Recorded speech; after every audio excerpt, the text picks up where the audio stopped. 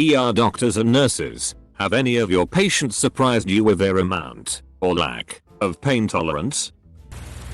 Doc. 50-year-old guy with a massive heart attack just lying there chillin'. Ask him his pain level. Deadpan just a little. 5-year-old boy with both forearm bones fractured and dislocated. Playing on iPad with other arm. 60-year-old lady slips. Falls. Destroys pelvic bone.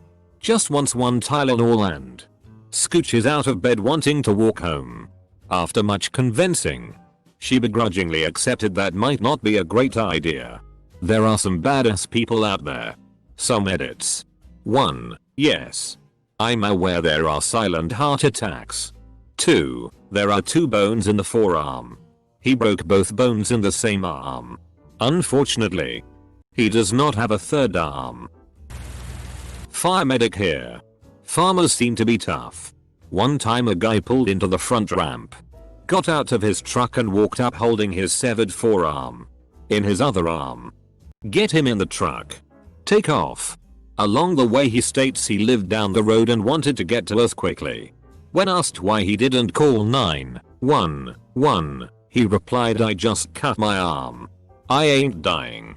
Also had a battle of the bulge vet tell me he didn't need a blanket. It was -7 with wind chill.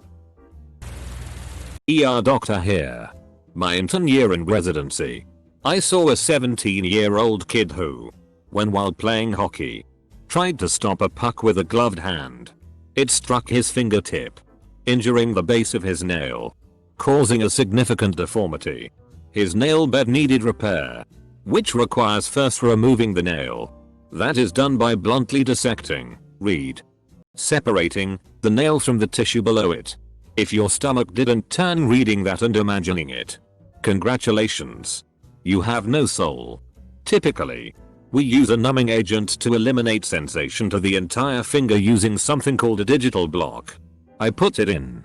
After 10 minutes, he still felt me touching his fingertip.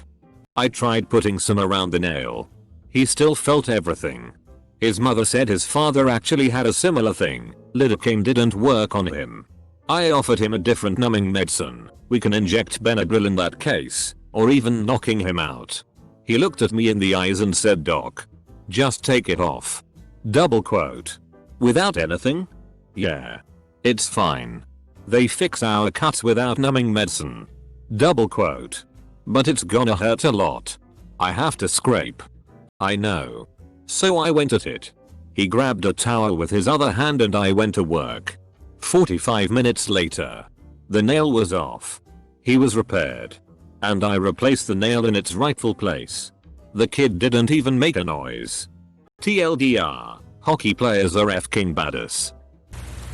Not a doctor, but my doctor seemed kind of surprised when I went back for a post-surgery appointment and told him that I had not taken any of the prescribed pain medication after getting my tonsils out. I had what I thought was a good reason at the time. Though, at the pre-op appointment, he said that the pain is usually worst on the second day. Therefore, he suggested that I take a partial dose of the painkillers on the first day, then take the full dose on the second day, and use as prescribed until I recover.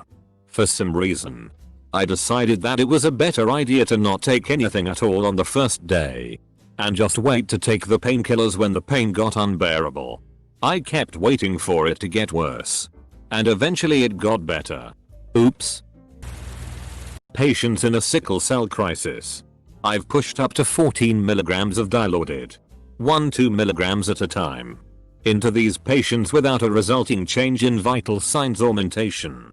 However, I've also seen young men competing in rodeos who have been stomped by a bull a few times come in with broken ribs and a pneumothorax saying, it's just a scratch and declining pain medications. My grandmother wouldn't take pain medicine. Not sure why. But even getting dental work done, she didn't want numbing agents. The only time I know that she took pain meds was some aspirin after getting T-boned while driving and hurting her shoulder. She passed away last year from ALS a few weeks before her 80th birthday. She was the most independent person I've ever known, and even having to rely on her kids for help, she didn't complain. I broke my wrist when I was 12. After a bad bike crash. I flipped the handlebars and landed on my neck and slid a couple dozen feet. The impact shattered my helmet. Anyway. In the ER. Nurses are setting up an IV in the arm that wasn't injured when I explained I landed on my neck and it was hurting. They asked where, so I instinctively used my broken wristed hand to point. Every single person in the room goes oh and just kinda stops and looked at me. And I guess I was in shock because I kinda just looked around like WTF happened. Double quote. Nurse here. While in school, I had a 7-year-old girl who had broke her hip by getting bounced off a trampoline. They lived a few hours out of town and when it happened, they knew she was hurt. But not how bad. So her parents put her in the back of the truck and hauled her for 45+ minutes to their local hospital. She got there. They did x-rays and found it was worried too bad for them to treat and that she needed to come to us. They rushed the family out. Without anything for pain for this little one. For another hour plus ride to our ER. This girl didn't shed a tear. She was hands down the toughest patient I've ever had. Had a 19-year-old do the same while skateboarding and I had to pull him out of the car while another nurse held his leg in place. Some people will amaze you with their strength and braveness. Med seekers and junkies coming down have the same level of pain tolerance. Barely touch the junkies and they flip out due to pain. Whereas the med seekers attempt that shit and overact. I saw the guy try to fake a seizure and it was the funniest shit ever. He was curling his hands up like he had CP and leaning his head back to gather spit so he could foam at the mouth. Med seekers will always be allergic to morphine and need Dilaudid and Ativan. I don't think I have met anyone with a high pain tolerance. Some chick came in with cysts on her ovaries and declined meds because she was in recovery. So that is actually pretty badass. 5-year-old child with a severed finger. Half hanging off. Cool as a cucumber and not even upset. Mum was in hysterics. I have a similar story involving a 21-year-old female. Severed her index finger in a door and I was the first responder. I controlled the bleeding until we could get her to a hospital but she took it like a champ. I didn't hear a single peep out of her mouth. I'm a nurse who used to work in orthopedics. The amount of people who would guzzle oral morphine was unbelievable. Older adults. Little old ladies. Would just take 2 paracetamol and would be totally fine. I am a middle-aged guy who has worked heavy construction most of my life. I have broken everything. Had 6 surgeries in the past 7 years. My daily dose of meds is 10/325 Norcotid. That is just so I can keep working with my current injury load. Anytime I end up under the care of a new DRRN, especially in the ER, I feel like a jackass trying to explain how much I take. It's embarrassing. On top of that, I have all my basic medical certs so I know what it sounds like. My dad has an unusually high pain tolerance. He was cleaning a fishing pole in our backyard once when he didn't notice that the pole had splintered and pulled his hand down on it. The force caused the pole to snap in half and drive itself all the way through his hand. He stood up, walked in the kitchen with pole hanging out of his hand and calmly asked my mom if he should just pull it out or go to the ER. Since it was a fiberglass one, he opted for the ER. Just in case something was broken off inside his hand. The list goes on and gets worse. The other was when he fell off a ladder and shattered his leg. The bone came through the skin and he was bitchy about going to the ER. I've had a few patients in Tridge swear that their pain was 10/10 while eating, drinking, laughing, playing on cell phone. I'll chart whatever number that they said and then put in the notes. Patient laughing, insert verb or emotion. I had one nurse that when a patient would say a certain number, she'd hand them a card that would say, at a pain level of 7 you would be sweating. Vital signs would be elevated. You would be nauseated and probably vomiting. Then she'd ask, you sure you're a 7? 9/10 would change their answers. Not a doctor or nurse, but this happened to me. I completely shattered my knee and part of my leg after I was running and slipped on some ice into a stone wall. I was with a group of friends and all they saw was me slide and hit the wall. They came over and asked if I was okay. In a normal voice I said I couldn't move my leg. No tears, screaming or anything. No one believed me, but after a minute or two I convinced them to call 911. The whole time I was waiting for ambulance, about 30 minutes, I was talking to them normally and no one believed I was actually hurt until I started going in and out of consciousness. Right as the paramedics got there I started to wake up. They got out and they didn't think anything was wrong until they cut my pants off and saw my femur was almost protruding out of my leg. I had no kneecap and tops of the tibia and fibula were protruding out. They took me to hospital, no drugs in the ambulance, as I was joking around with them, asking if I'm allergic to anything. I told the apparently stone walls. They got me to hospital and rushed me into ER. The doctors came over and were shocked I wasn't screaming or crying. Then about an hour after the initial injury the pain finally started, and once they started moving the leg about 3 doses of morphine, because one wasn't enough, and one of Demerol. I don't remember the next couple days besides bits and pieces. But all the nurses and doctors told me I had one of the highest pain tolerances they have seen. Although I imagine it wasn't really my choice, mostly the brain just shutting it down because I was in so much shock and had so much trauma.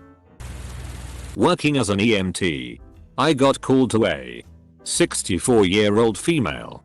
Slipped in her house. Possible sprained ankle. When we got there, the woman is sitting in a chair with her legs stretched out in front of her. But she had long pants and slippers on that covered the entire ankle, so I couldn't really see it. When we walked in, she was talking and didn't really seem to be in any pain at all. So I figured this was going to be an easy trip. I kneeled down in front of her to take a closer look. And wasn't I surprised to find that it wasn't just broken. It was FK'd right up. I mean, the foot was at a 90-degree angle to the outside. And it was also leaned down, so what should have been the side of her foot was facing straight down. And the bone that should have been holding the ankle in place was pushing against the skin on the inside of her ankle so hard that it was about to rip through. I was bewildered at the fact that at that moment she said, "It doesn't hurt. So I hope it isn't broken." Double quote. She hardly made a peep on the ride to the hospital. 35 miles. Very bumpy.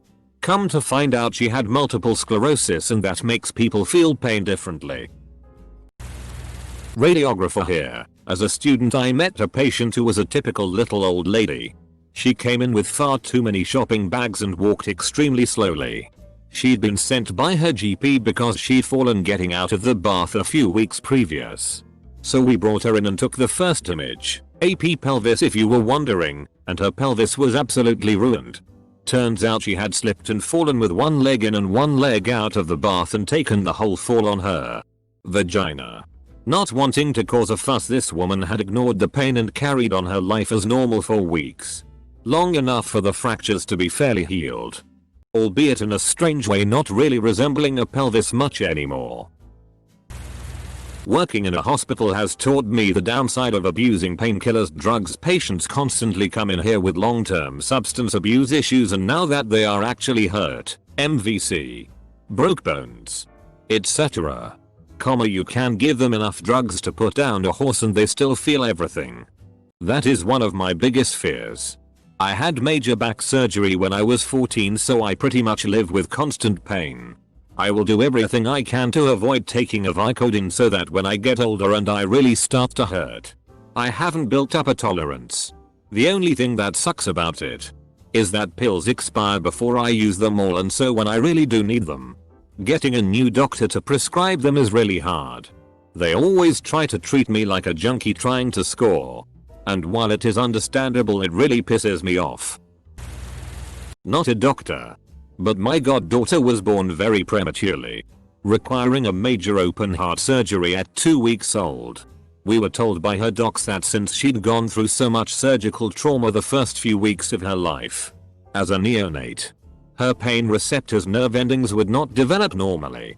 They gave us the example that if she put her hand on a hot stove as a kid, she would have sustained a severe burn before feeling any pain whatsoever.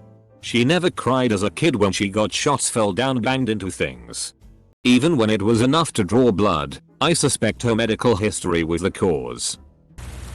I was a tech in the ER when the EMTs brought in an elderly woman with what they said was a sprained ankle. She had slipped while mopping a floor at work and her co-worker had called it in. Turned out she had broken both of the bones in the lower part of her leg, but was sweetly chatting with us. I was impressed as soon as I saw those rays. EMTs had no idea and had splintered her ankle over where her bones were broken. Typically, broken bones in the legs, unless there's a huge amount of angulation displacement, do not cause a ton of pain, unless moved. We see that often in the old people with hip fractures as well. They're usually sitting there still and having no pain. But the second you try to move it, they're in excruciating pain. Same goes with trying to bear weight. EMT here. I once took a kid, about 18, 19, to the ER screaming all the way. For sunburn. Sunburn. I mean, yeah. Sunburn isn't fun. But this kid was claiming 9/10 pain and whimpering. I was astounded. Charge nurse and I giggled about it for weeks. Edit. A lot of you have suffered from some horrendous sunburn it seems. Ouch. That does sound like some squirm-inducing pain. This guy was barely pink and hadn't tried anything on his own yet. Not me. But my uncle. He was born with a hollow spot in his humerus. Meaning he broke his arm very easily. Every time he broke his arm, the break was always at that hollow spot. And it would fill in a little bit every time it healed. By the time it was completely solid at age 17, he had broken that bone 11 times. This gave him an obscenely high pain tolerance. When he was 18 or 19, my uncle had a night terror and punched through his window. His arm was sliced up and bleeding from hand to shoulder. And, according to my grandmother, he just calmly drove to the hospital with a towel wrapped around the cuts. When he was roughly 20, my uncle slipped getting out of the bed of a pickup truck and his knee caught on the bumper, which rotated his kneecap 180 degrees. He called my grandmother while she was at work. She was a nurse, and she instructed him on how to spin his kneecap back into place. It worked. And he never went to a doctor. When he had surgery to remove the tumor on his pituitary gland at 30, he convinced his doctor to let him leave after 1 day in the hospital, when the operation usually requires 5 days. I was recently in hospital as a patient for a surgery to fix a shattered eye socket involving using titanium plates to hold the bones together. I stayed in hospital for 6 days after the operation, and multiple times a day when it was time for antibiotics. The nurses asked me if I needed painkillers, and just kept saying nope. No pain. I'm just fine. I always thought they looked surprised. But then again I couldn't see too well through one eye for a while. Sorry I'm late. I was working in a pediatric ER. I'm from the deep south. This will come into play later. Well, we get a call about this little girl, maybe 9 years old, coming in with a gunshot wound through her shoulder. She comes in and was absolutely calm. Stun-faced even. She was very friendly and talked to us all, never once saying ouch or complaining. We had to put her on a ventilator in fear of the shockwave collapsing her lung. She didn't complain even when we applied anesthesia. Turns out her father was cleaning a gun when the gun misfired and shot through the girl. The parent said she turned around right after and simply said ouch, never crying once. She was amazing. My wife and I went to the hospital because we believed her to be in labor. She was pretty calm but was saying the pain was extreme. They hooked her up to the machines, I am convinced incorrectly, and said the contractions were not very strong, but my wife continued to insist that the pain was extreme and was getting less calm. The doctors and nurses insisted that it was probably just false contractions and they were going to discharge us. While they were writing up the discharge papers, my wife's water broke and I was yelling for help when 30 seconds later I delivered the baby myself. We did not get a discount. This will get insanely buried, but I just love telling this story. When I was about 8, my mom was on her company's softball team. During a particular game, she went to stop on first by turning her body, except her foot didn't come with her. She just turned with too much pushing her the other way. She instantly fell. and her ankle was cocked to the side. Very, very broken. My brother and I happened to be at the game, and she always says my first thought was, shit, they can't see it like this. So she slammed her heel onto first base, popping it back into place. The doctors said that if she hadn't, they would have had to. And by then it would have been much more swollen and much more difficult and painful. I think she's a f***ing badass. Not an ER doc but a paramedic here. I had 2 calls within a month that showed the drastic difference in pain tolerance. It was August, so football practice is in full swing and we get called to high school for a leg injury. We get there and an offensive lineman is lying on the ground crying like a baby. His right leg is obviously deformed. He had a backwards knee about 6 inches below his normal knee and in the wrong direction. The whole way en route he is crying, so I started an IV and gave him a painkiller and it never touched it. Now a week later get called to pee-wee football practice for the same thing. We get there and it is another tib foot fracture, but this one is open. Bone was sticking straight out below the knee and his leg below that was jelly. The kid was unfazed. He could feel me touching his toe and said it hurt but not that bad. He was maybe 3rd grade and just wanted to look at the bone sticking out. He was telling me the whole way how he would have had a touchdown if he didn't run into that kid's helmet. TLDR, same injury on a 15-year-old and an 8-year-old, and the 8-year-old was a complete badass. Not a doctor but my husband was having tooth pain once but had no insurance. He is foreign, so usually when people have tooth pain where he grew up, they just pull it out. So he pulled out his own tooth with his bare hands. Turns out he didn't get all of it and still had pain headaches for almost 2 years after. But refused to see a dentist until he went back to his home country because it would be too expensive here. He also whines like a baby if he has a cold or heartburn. So it makes no sense. I don't work in the ER, but I am constantly shocked by my dad's tolerance for pain. His pain tolerance is so high that it makes him do stupid things. I can't think of 100 stories, but the one that comes to mind first is when his foot was run over by a forklift at work. He continued to work the rest of the day, about 4 hours. And when he came home he couldn't get his boot off. My mom cut it off while he told her what happened, telling her he'd just take some Tylenol and sleep it off. When she saw his bloody mangled pancake of a foot, she forced him to go to the hospital. Almost every bone in his foot was broken, some protruding. He had to have skin grafts and was in the hospital for days before they let him go home because of an infection. He was back at work the next day, laughing the whole thing off. His foot still looks crazy. One of his toes is bent at a 90-degree angle and there is a big hole in the middle of his foot. We used to make him show his monster foot to our friends when we were children to gross them out.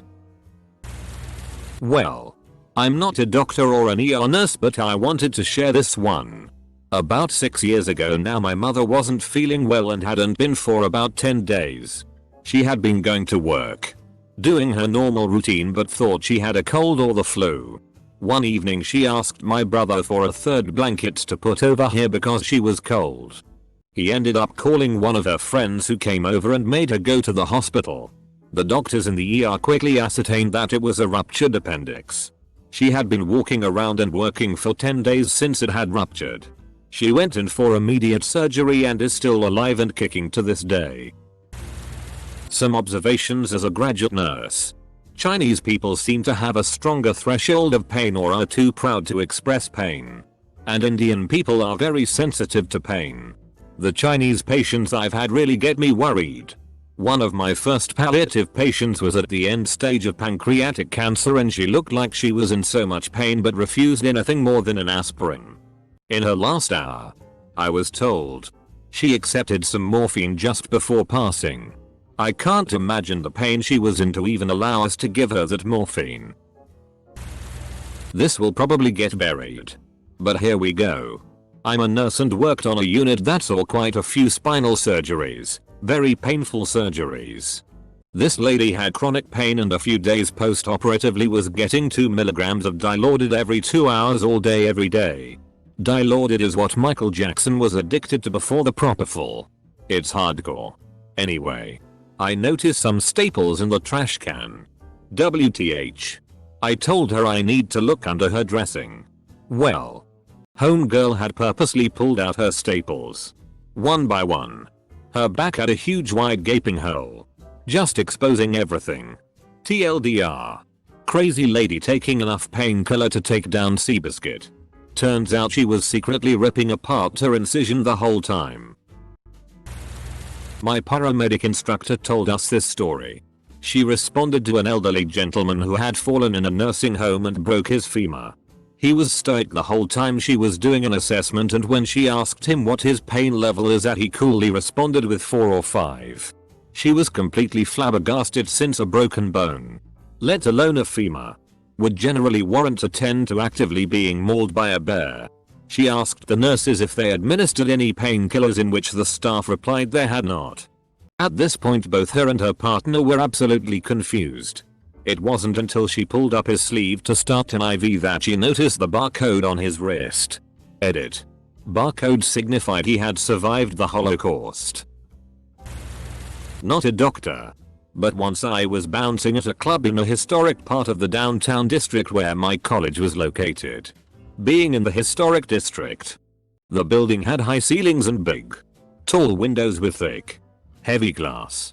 One night some kids got upstairs and decided it would be a good idea to kick one of the windows out, right over top of the crowded smoking patio out front.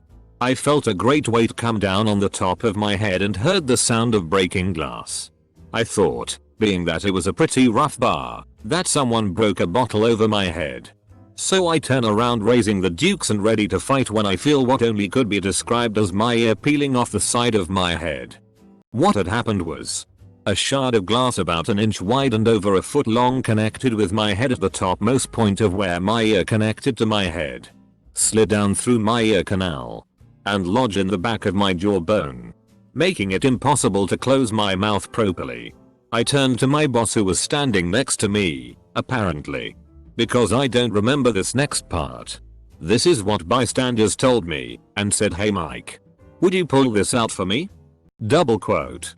Went to the hospital, got stitched some numbing aid, and made it back to the bar before close for a beer. TLDR. Piece of glass almost cut off my ear and part of the side of my face. Got stitched without numbing agent. Went to get a beer after. ER nurse was doing a travel assignment in rural TX. Had this 40-something guy come walking in, with every left footstep making a sickening squish and leaving a bright red footprint. The guy, who usually works oil riggers, was in the area cutting trees after a massive fire required extra hands to clear burnt trees. Anyway, we sit him down, cut off his jeans, and his leg has a massive chainsaw cut going through most of the tibia and much of the muscle. His boot had filled with blood. When we took off the boot, a gelatinous boot-shaped blood clot remained on his foot.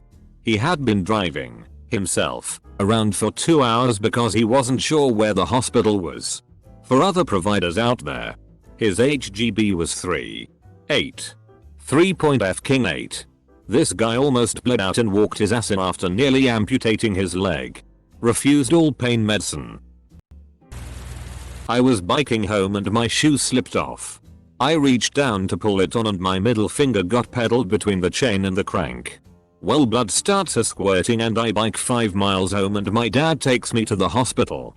I get there and the nurse asks me how much pain I am in and I say about a 3 or 4. I think I just cut it and if they could stitch me up as I needed to get home as 2 days were starting. She sends me to Rays and I thugs that was a little odd as I just cut my finger, albeit badly. I didn't break the bone. The Rays come back and whoops, the bone and the tip of my finger is gone. Not broken, and there it is back on the road somewhere. The nurse whacks me with her clipboard and goes, "How are you at a 3 or 4? I am man enough to admit the next morning waking up really sucked. The throbbing was no bueno. I had a patient who was on his motorcycle with his child and was hit in an intersection by a drunk driver running a red light. Fortunately, it was right in front of the ER. The guy and kid get thrown off the bike. The guy got up, ran to his kid and picked him up, and walked in the front door of the ER. Maybe a block away. He got sent to me, X-ray, pretty quick and no pain meds had set in yet. He was taking the minor positioning I had to do like a champ and didn't really do more than flinch. I quickly saw he had a mid-shaft femur fracture in one leg and the other leg's tibia and fibula were completely shattered right above the ankle. And he had a calcaneus fracture and dislocated AC joint as well. Adrenaline can give you balls of steel. Also, just last night, I had a cop with both shoulders dislocated during an altercation. Yet he managed to get up, relocate his right shoulder, and tase the guy twice before his shoulder dislocated again. He was in pain but not anywhere near enough for me to think both shoulders were out. He's gonna need his mom's help for a while.